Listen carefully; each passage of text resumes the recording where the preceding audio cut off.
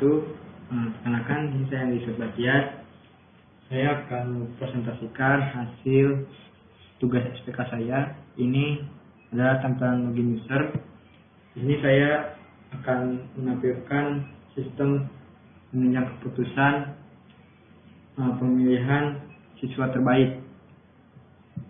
Di sini saya akan masukkan sebagai admin. Admin ini adalah sebagai wali kelasnya yang nantinya akan memasukkan nilai dari siswa tersebut. Admin ini saya beri nama Otang Supatman.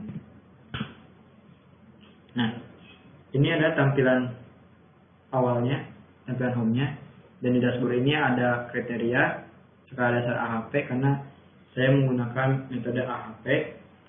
Kemudian ada nilai awal, perbandingan, yaitu ada kriteria dan alternatif, lalu di laporan ada hasil akhir dan usulan. Untuk yang pertama, kriteria.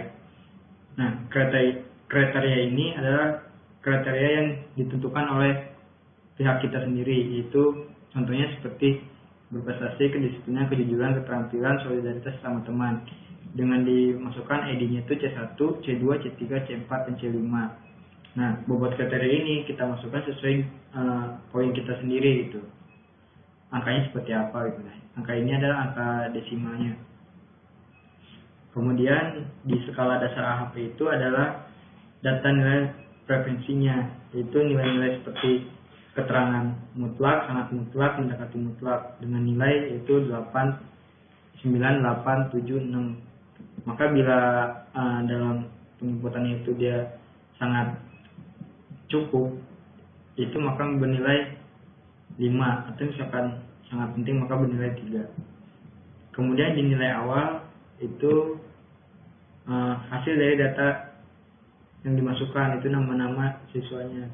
Di sini saya memasukkan nama siswa dari jurusan Teknik Komputer dan Jaringan, yaitu dengan ID siswa A001 itu Muhammad Ridwan. Dia mendapatkan nilai 88, maka keterangan kriterianya itu baik. Nah, untuk periodenya itu semuanya periode di tahun 2019. Kemudian di A002 ada nama Rifa Farifi dengan nilai 82, maka masuk dalam kategori baik. Karena seperti yang di awal dijelaskan, di kriteria itu poin 9 dengan nilai 9 dan nilai 8 itu, maka kriterianya itu adalah baik. Dan biasanya itu adalah sangat baik. Lalu di sini ada Ihsanul Fikri Afarizi, itu poinnya itu di poin 6 dengan nilai 6,5, maka keterangan itu adalah cukup. Dan di sini ada Arisa Dewa dengan poinnya itu 5,5, maka keterangan itu kurang. Selanjutnya itu perbandingan. Perbandingan ini kita membandingkan kriteria dengan antar kriteria. Misalkan seperti kriteria pertama itu prestasi, dengan landasan itu teori dan praktikumnya dibandingkan dengan disiplin. Artinya prestasi amat mutlak dibanding kedisiplinan. Lalu prestasi amat mutlak dibanding kejujuran dan seterusnya. Kemudian alternatif. Nah, alternatif ini itu adalah penggabungan data yang sudah dikelola di nilai awal dimasukkan ke dalam sini dengan contoh seperti ini. Muhammad Ridwan mendapatkan nilai 88 dengan keterangan baik. Nah, lalu di dalam kriterianya itu ada dia berkriteria prestasi. Ketika dipilih disiplin, maka nilainya itu akan beda lagi. Dan ini pun dibandingkan dengan siswa lain, seperti misalkan Muhammad Ridwan dibandingkan dengan Rifa Farifi dan selanjutnya. Selanjutnya itu di dalam laporan. Ketika semua sudah diinput, maka keluar data bobot nilainya, yaitu nilai prestasinya itu sesuai dengan nilai alternatif yang sudah dimasukkan, seperti prestasi, kedisiplinan, kejujuran, keterampilan, dan solidaritas sama teman. Itu sesuai dengan kriterianya. Dan ini hasil nilainya, maka bisa dilihat bahwasanya untuk prestasi itu Muhammad Ridwan lebih unggul dibandingkan ke 6 temannya.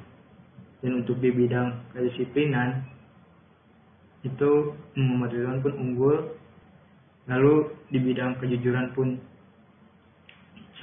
sama dan seterusnya. Lalu hasil akhirnya maka bahwasanya dari seluruh siswa yang didapat itu ada Muhammad Ridwan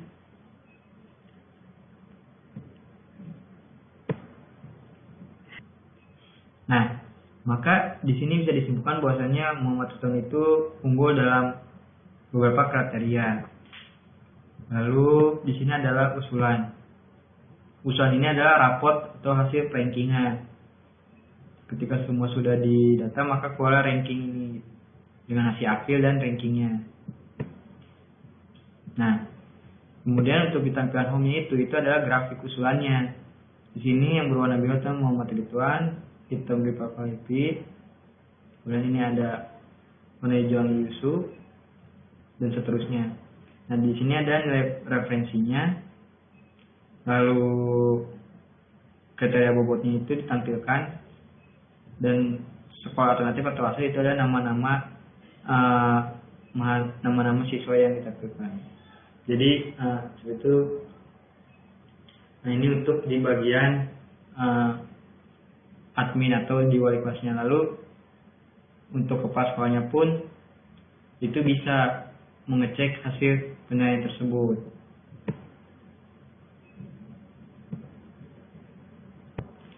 Nah, selanjutnya di sini saya akan login sebagai kepala sekolahnya. Di sini saya kasih nama Wawan Effendi, lalu dimasukkan password. Nah, maka di sini sebagai admin yang menjadi kepala sekolah itu dia hanya bisa melihat laporan, yaitu laporan hasil akhir yang tadi sudah saya jelaskan, lalu usulan atau ranking. Jadi kepala sekolah ini bisa melihat bahwasanya untuk siswa yang terbaik di tahun ini itu siapa, itu sesuai dengan ada rankingnya ini di sini. Nah, dan di tampilan home-nya pun masih sama, itu grafik usulan dengan beberapa nilai preferensi, kriteria dan bobot, skor alternatif dan hasil. Kemudian admin ketiga yaitu adalah guru. Jadi guru ini bisa memasukkan juga atau bisa memantau nama-nama siswanya. Di sini saya masukkan sidik, masukkan password. Nah, jadi di sini guru ini hanya bisa memasukkan nama siswa, itu menambahkan atau menghapus nama siswa yang sudah terdaftar. Artinya ketika ada penambahan siswa lagi, itu tinggal dihapus atau ditambahkan. Lalu bisa memanage juga pengguna di sini. Itu untuk tampilan guru. Lalu untuk siswa sendiri itu diberikan akses.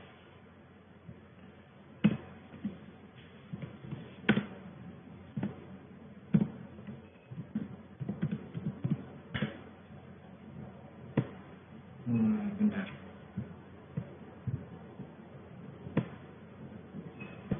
Nah, di sini saya akan login sebagai siswa. Itu saya masukkan nama saya, Anggi Yusuf. Lalu passwordnya.